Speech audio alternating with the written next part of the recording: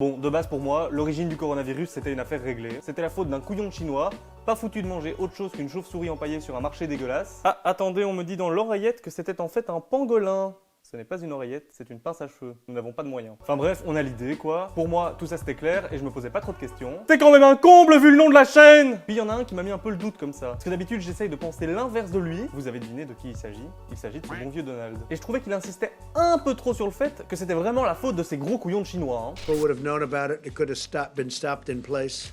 It could have been stopped right where it came from, China. Unfortunately, they didn't decide to make it public.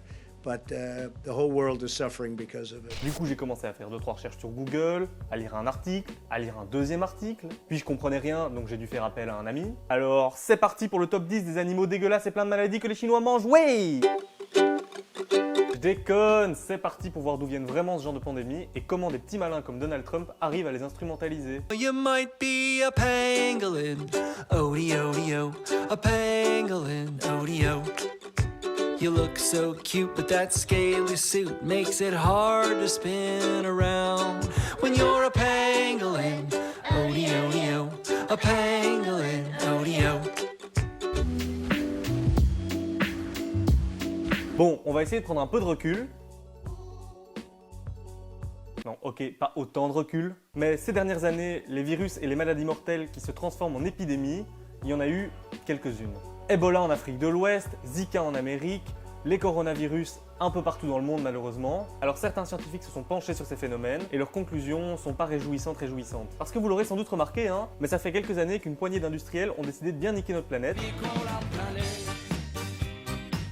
Là-dessus, ils se font plaisir. Le truc, c'est que ça a des répercussions. Alors, il y a le réchauffement climatique, ça vous connaissez, c'est carré dans l'axe, pas de souci. Mais une crise tout aussi importante, et pourtant dont on parle beaucoup moins, c'est la déforestation et la destruction de la biodiversité. Et ça a des conséquences vraiment dangereuses. Parce que dans les forêts qu'on est en train de bousiller, regorge une variété d'espèces incroyables, mais tout autant d'agents pathogènes fort peu sympathiques. Virus, microbes, Stéphane Moreau, et j'en passe. Du coup, quand on rase une forêt, bon bah déjà, dramatiquement, il y a tous les animaux qui meurent. Puis il y a ceux qui meurent pas, ceux qui savent s'adapter, comme les chauves-souris, les rongeurs, vous voyez un peu où je veux en venir, et qui se rapprochent fatalement des zones humaines. En détruisant cette barrière de protection naturelle pour y foutre de l'agriculture intensive, on rapproche de nous des tas de maladies, complètement inoffensives pour les animaux qui les transportent, mais possiblement extrêmement dangereuses pour l'homme. C'était typiquement le cas pour Ebola. La déforestation de certaines zones a poussé les chauves-souris porteuses du virus à aller se réfugier dans les fermes, dans les jardins les plus proches. Et c'est dans ces zones qu'on retrouve un très haut développement de Ebola. Alors évidemment, si on achemine directement ces animaux dans des marchés, on s'expose à encore plus de risques, ça c'est clair. Un autre danger qui nous guette avec autant de fourberie que le précédent, c'est l'élevage industriel et intensif. Parce qu'à force d'entasser autant d'animaux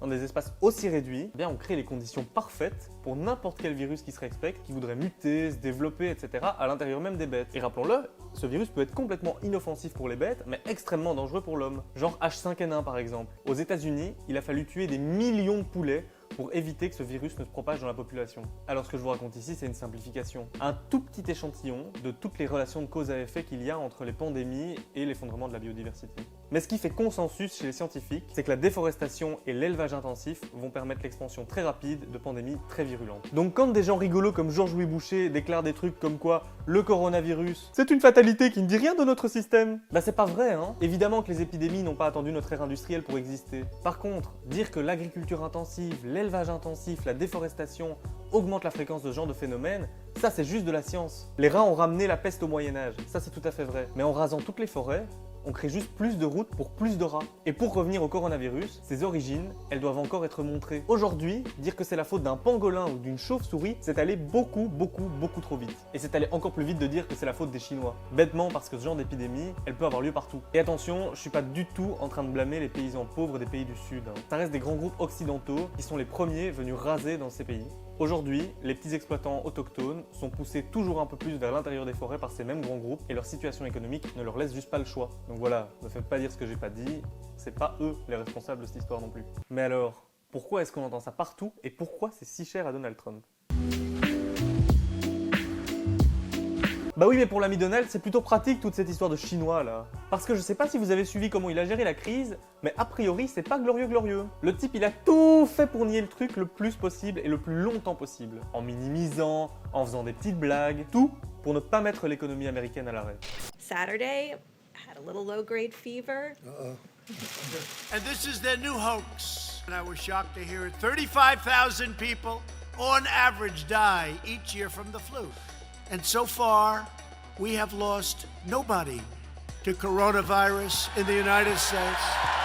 Jusqu'à ce que ça ne tienne plus, parce que cette façon de gérer la crise, elle va avoir des sévères répercussions sur la population américaine. Surtout avec le système de santé complètement inégalitaire et défaillant des États-Unis. À l'heure où je vous parle, on dénombre déjà plus de 3000 morts dans le pays, et selon certains conseillers de la Maison Blanche, il pourrait y avoir jusqu'à 100 000 ou 200 000 morts dans le pays. Alors que certains pays asiatiques, comme la Chine, le Japon, la Corée du Sud, ont donné les leçons pour combattre le virus, c'est-à-dire mettre l'économie à l'arrêt et faire des tests massivement, alors que Donald Trump avait le temps de voir le virus arriver, les USA foncent droit dans le mur. Et histoire de ne pas assumer la catastrophe, Donald Trump il cherche un bouc émissaire. Et avec le bougre, c'est souvent le même. China. China. China. China. China. China. China. China. China. D'ailleurs, il faut pas être dupe. La stratégie de Trump vis-à-vis de la Chine, elle a toujours été très claire. Une guerre économique violente pour la reconquête des marchés mondiaux. Si ça vous intéresse, je vous redirige aussi vers notre épisode 7 où on en parlait déjà. Et ça passe aussi par une guerre d'image. Une guerre où tous les coups sont permis. Et ici, honnêtement, l'occasion de critiquer les Chinois, elle était beaucoup trop belle. Trop belle et même nécessaire. Parce que pour le moment, ce qu'on tient de la Chine dans cette histoire, c'est qu'ils ont vaincu le virus et envoyé du matériel aux pays qui en avaient le plus besoin.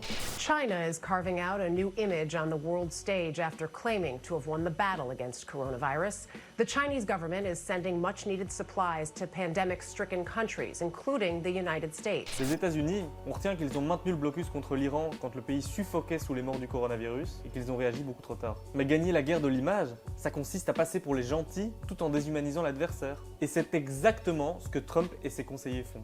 C'est ce qu'on appelle simplement de la propagande de guerre. Alors petit à petit, cette image raciste du chinois débile qui mange du pangolin, elle s'est immiscée dans notre tête. Attendez, c'est lesquels les Chinois qui étaient alliés aux nazis? Les Japonais? Les Japonais, c'est ça. Autant pour moi. Dans la société actuelle, les risques de pandémie, ils sont bien réels. Mais ça, je suis pas sûr que quelqu'un avait encore besoin d'une preuve. Il est grand temps qu'on repense complètement les systèmes d'élevage et d'agriculture qui sont en train de nous mettre en danger. On doit être conscient que les vrais responsables de crise sanitaire comme on les traverse pour le moment, ce sont les géants de l'agrobusiness qui déforestent massivement et nos gouvernements qui les laissent faire tout en n'investissant pas un rond dans l'hôpital public, tout ça au nom de la sacro-sainte austérité. Alors on doit être attentif à pas tomber dans le piège de la propagande des États-Unis, qui bien loin d'en avoir quelque chose à cirer de la santé de sa population, qui elle va vraiment souffrir du coronavirus, sont en train de continuer leur guerre économique avec la Chine. Mais il y a une autre raison pour Trump et compagnie de chercher un bouc émissaire à cette crise. C'est éviter que la population ne les remette en cause et surtout ne remette ce système en cause. Parce qu'à travers cette crise du corona, on voit notre société craquer d'un peu partout. On voit d'abord que l'agriculture et l'élevage intensif, dominés par la soif de profit de quelques grands groupes, nous mènent dans des situations extrêmement dangereuses qui favorisent la diffusion de virus comme celui-ci. On voit ensuite que même quand le virus est là et contamine des gens par milliers, certaines grandes entreprises continuent de forcer des gens de venir bosser malgré les risques qu'ils encourent. On voit enfin que l'austérité appliquée ces 20 dernières années nous mène dans une situation où l'hôpital est dépassé et nos soignants à bout de souffle. En fait, la crise actuelle, elle nous apprend beaucoup de choses sur le système dans lequel on vit. Que ça plaise à Georges Louis Boucher ou pas. Voilà, j'espère que ça vous a plu. N'hésitez pas à liker et à vous abonner à la chaîne et à nous dire dans les commentaires quelles vidéos vous aimeriez voir et quelles bonnes questions vous voudriez qu'on se pose. Et n'hésitez pas à aller nous suivre sur tous les réseaux sociaux qui s'affichent en bas.